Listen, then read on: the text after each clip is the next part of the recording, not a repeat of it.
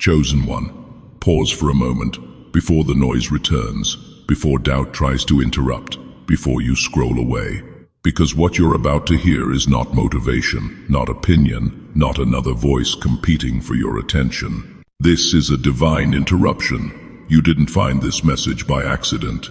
God allowed every other voice in your life to grow loud, friends, fears, culture, even your own thoughts, just so you would recognize the moment they all fall silent. That silence you've been feeling, that pressure in your spirit, that unexplainable knowing that something is about to change, that is God stepping forward. This message overrides confusion. It overrides delay. It overrides the version of you that kept waiting for permission. Right now, heaven is not asking for your opinion, it is issuing direction. And when God speaks at this level, it's no longer about comfort, it's about alignment. You are being called out of consensus and into obedience. If you feel unsettled, stay. If you feel exposed, listen. If your spirit feels seen, this message is for you. God is speaking now. This is how you know. Number 1. What you're experiencing right now is not God stepping away from you. It is God stepping closer.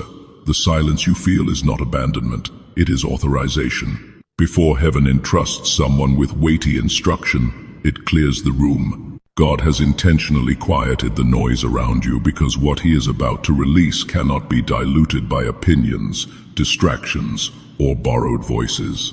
This season of isolation is not punishment, it is preparation. When God intends to give direction that will alter the course of your life, he removes unnecessary access. Conversations fade, invitations slow down, familiar connections suddenly feel distant.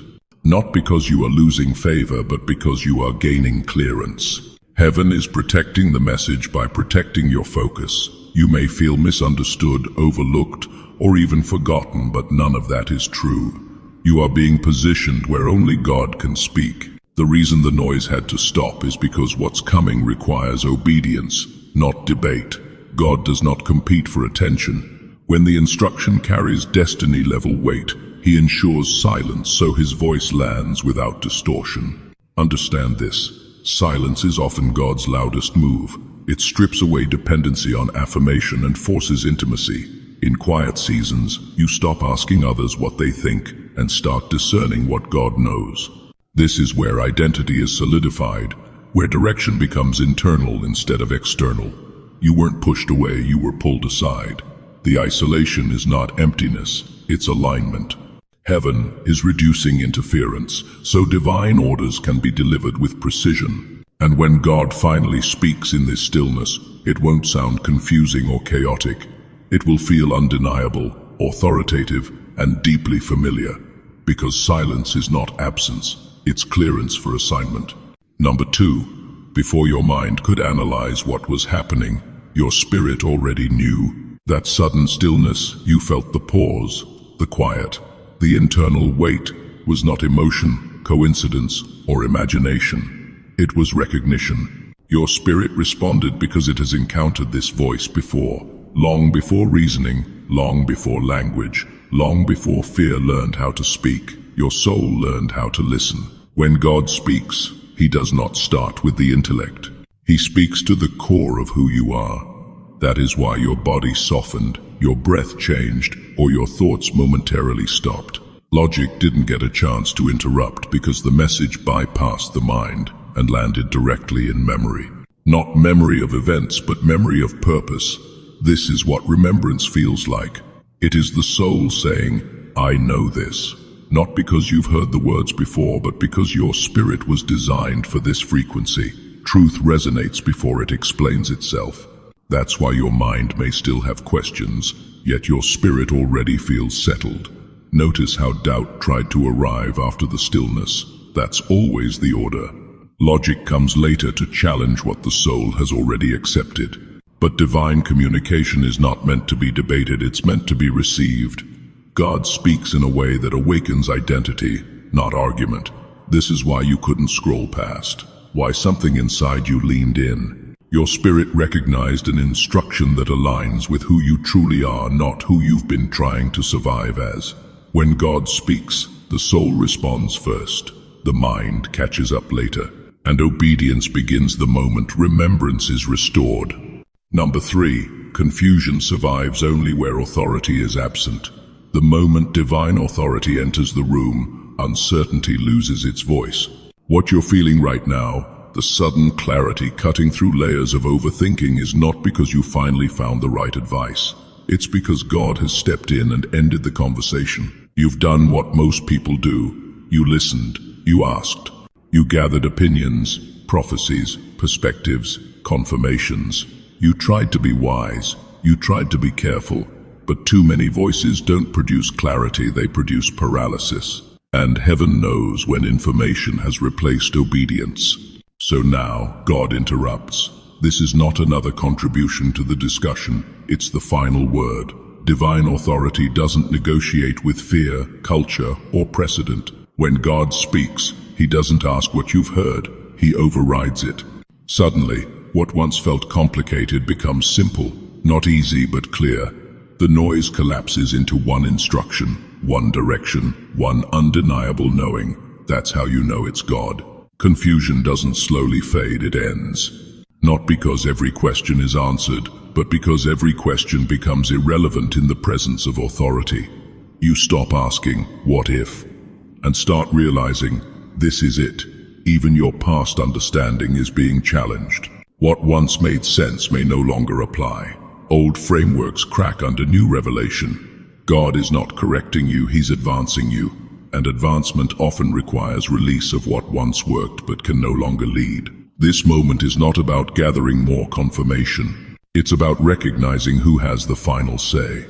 When divine authority speaks, counsel bows, fear quiets, culture loses influence, and confusion has no choice but to leave the room. Because clarity isn't found in consensus, it's found in submission. And God has spoken. Number 4. There are moments when God doesn't add new instruction. He replaces the old one, and this is one of those moments. What God is saying now does not build on yesterday's direction. It cancels it. Not because the past instruction was wrong, but because it was seasonal. Assignments expire. Obedience has a timeline. What once carried grace can become weight when the season shifts. Many people stay stuck not because they are disobedient, but because they are loyal to outdated obedience. They keep following instructions God already fulfilled through them. They cling to former callings, old methods, previous identities, unaware that heaven has moved on. And when heaven moves, grace moves with it. Obedience today requires release of yesterday. This is the part few talk about. Letting go of what God once told you is harder than letting go of what He never said. Old instructions feel safe because they once worked. They produced results. They earned validation. But past fruit does not guarantee present favor. Delayed obedience to new direction doesn't just slow progress, it can block miracles designed for now. Why? Because miracles are attached to alignment, not effort. You can be sincere and still be misaligned. You can be faithful and still be late. God is not rebuking you for what you followed before. He is inviting you to discern what no longer applies. This is not betrayal of your past, it's completion of it. Seasons close so new authority can open. If you feel resistance, it's because release requires trust. God is asking you to put down what once defined you so you can pick up what will expand you. Yesterday's instruction was obedience. Today's instruction is transition. And miracles are waiting on your willingness to let go. Number 5. That restlessness you can't shake is not impatience, burnout, or ingratitude. It's evidence of growth. You are not unsettled because something is wrong. You are unsettled because you've outgrown the level of guidance that once sustained you. Human voices that used to inspire you now feel hollow. Advice that once comforted you now feels insufficient. That is not rebellion, it's graduation. There comes a point when motivation stops working. Validation loses its power. Approval no longer satisfies. And it's not because you've become difficult, it's because your assignment has deepened. God does not intend for chosen ones to live on borrowed wisdom forever. Eventually, He calls them out of the crowd and into direct communion. This discomfort is divine pressure. It's the tension that comes when heaven is stretching your capacity to hear God for yourself. God is weaning you off constant reassurance so your discernment can mature. He is not removing support, He is refining dependence. That's why you feel irritated by surface-level conversations and restless in environments that once felt safe. Your spirit is hungry for accuracy, not applause. You don't need someone to hype you anymore, you need clarity. And clarity doesn't come from consensus, it comes from communion. Human guidance has limits. Even well-meaning voices can only speak from their own measure of understanding. But God is calling you beyond echo chambers and second-hand insight. He wants you tuned to His voice alone, unfiltered, uninterrupted, unmistakable. This is a lonely phase, but it is a necessary one. Solitude is where sensitivity is sharpened. When fewer voices speak, discernment becomes clearer. When approval fades, obedience strengthens. Your restlessness is not a flaw, it's a signal. You've outgrown external validation, and God is inviting you into direct alignment with Him. Number 6. What you're feeling right now is not confusion, fear, or lack of discipline. It's resistance, and it is spiritual in nature. Your hesitation is not a flaw in your character. It is evidence that something significant is about to shift. Weakness doesn't attract opposition, obedience does. And the closer you get to alignment, the louder the resistance becomes.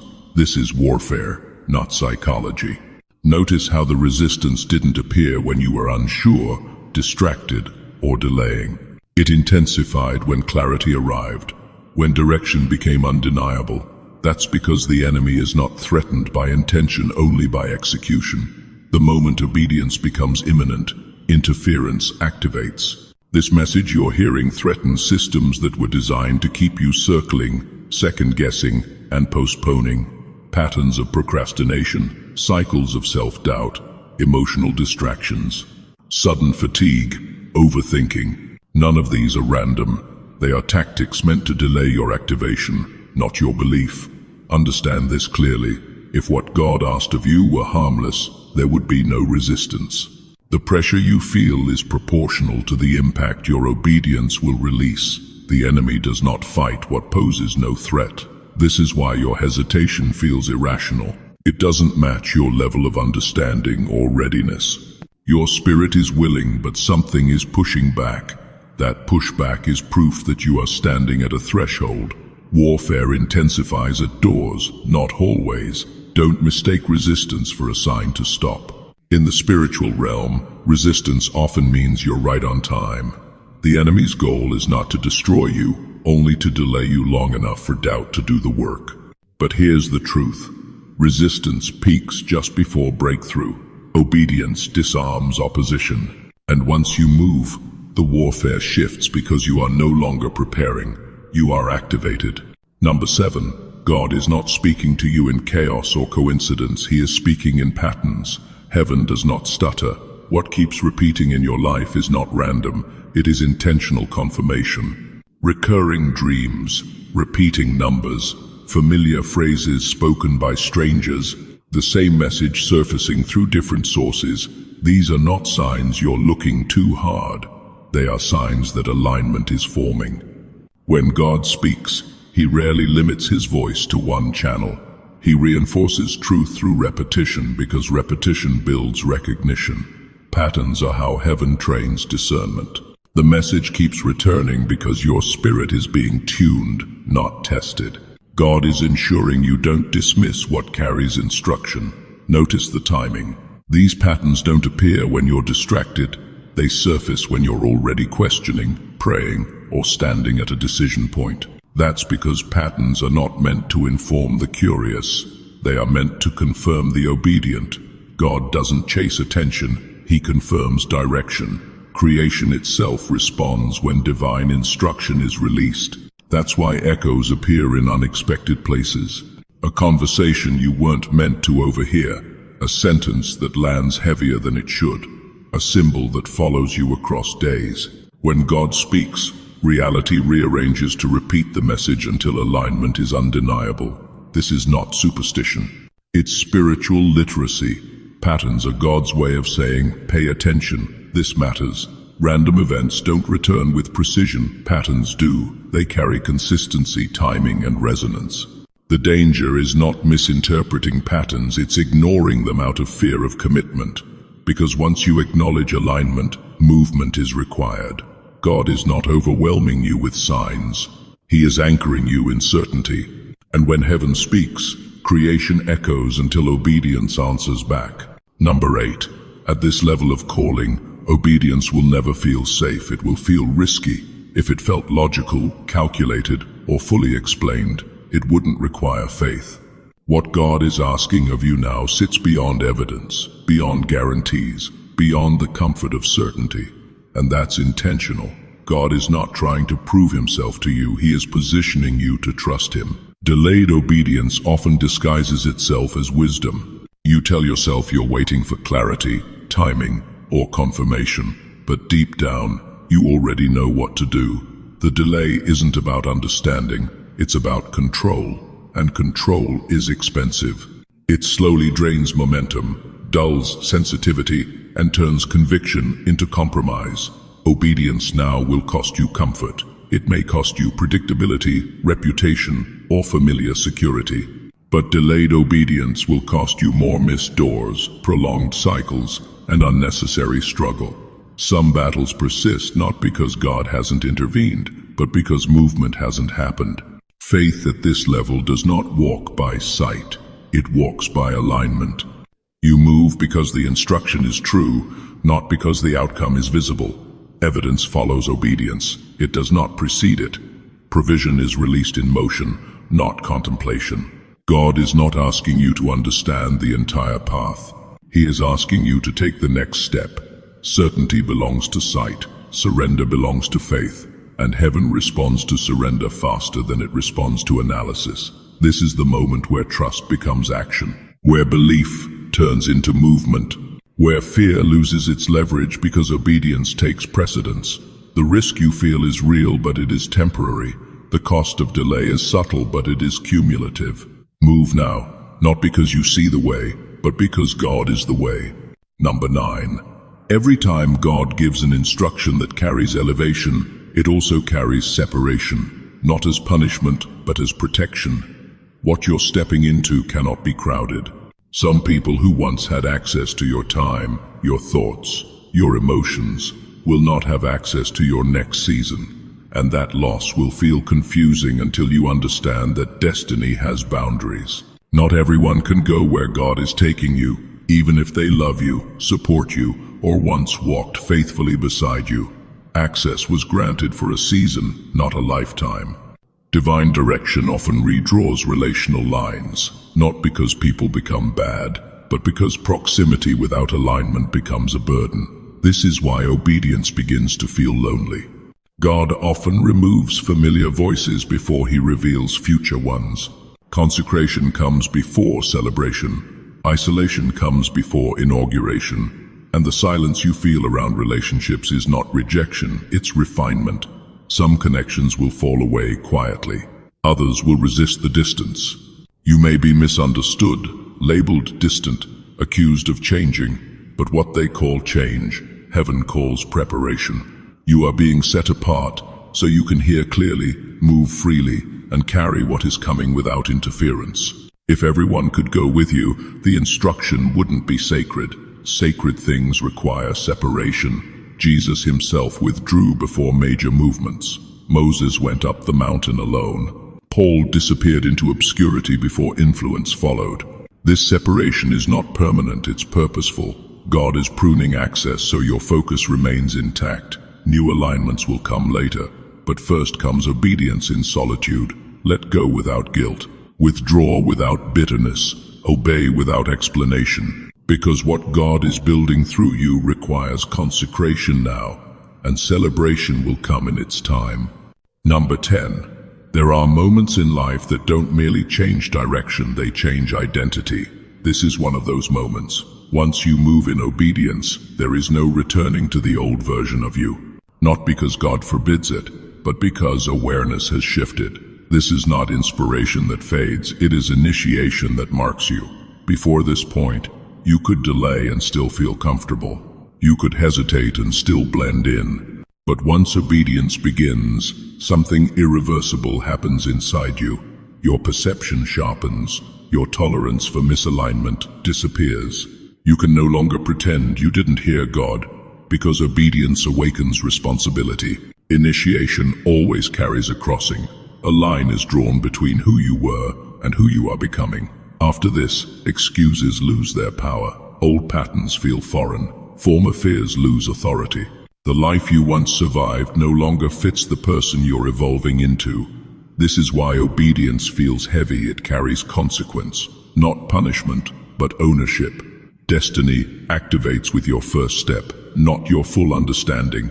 God does not wait for perfection. He responds to movement. Once you move, grace meets you, provision adjusts, and identity expands to support the assignment. The old you was shaped by reaction. The new you is shaped by response. You move differently now. You decide differently. You discern faster. That is the evidence of initiation. You weren't merely encouraged today, you were summoned. You weren't inspired, you were activated. And once destiny responds to your obedience, there is no going back, only forward, deeper and higher. The moment you move, everything begins to move with you. Chosen one, you can't unhear what you've just heard. This wasn't inspiration, it was instruction, not encouragement, but activation. God didn't speak to inform you, He spoke to move you. And from this moment forward, neutrality is no longer an option. You either step into alignment, or you wrestle with the discomfort of delay. Understand this. Obedience at this level will cost you familiarity. Some people won't understand your silence. Others won't recognize you when you move. But heaven never negotiates destiny, it confirms it. You've been waiting for clarity, yet clarity has been waiting for your obedience. The fear you feel is not a warning, it's a sign that you're standing at the edge of transformation. And once you take that first step, grace will meet you in motion. Provision will follow obedience. Peace will replace confusion. God has spoken. The assignment is clear. The moment is now. Move not when you feel ready, but because you were called. And when your life begins to shift, remember this. It started the moment you listened.